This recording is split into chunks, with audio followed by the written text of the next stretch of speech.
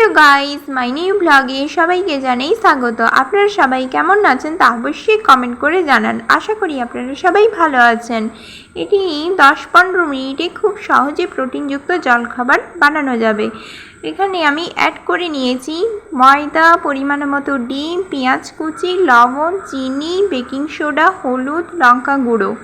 এরপরে পরিমাণ মতো জল দিয়ে ভালো করে এটি মিক্সড করে নিচ্ছি। সুন্দরভাবে এইভাবে মিক্সড করার পরে আমি কড়াতে ঠিক এইভাবে তেল দিয়ে দিলাম। তারপরে তেলটি ভালো করে গরম করে আমি মিশ্রণটি কড়াই ভালো করে সুন্দর করে দিয়ে দিচ্ছি। এই খাবারটি আমার খেতে খুবই ভালো লাগে এবং আমার ভাইও এই খাবারটি খুব পছন্দ করে।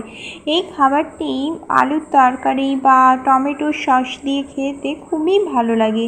আপনারা অবশ্যই এটা একবার বাড়িতে ট্রাই করুন। এই রেসিপিটি এটি খেতে কেমন লাগে একবার অবশ্যই দেখুন এবং কমেন্ট করে জানান এটি কেমন লেগেছে এবং ভিডিওটি কেমন লেগেছে, রেসিপিটি দেখে কেমন লাগলো অবশ্যই কমেন্ট করে জানান। ফাইনালি রেডি হয়ে গেছে। দেখা হচ্ছে আবার নেক্সট ভিডিওতে।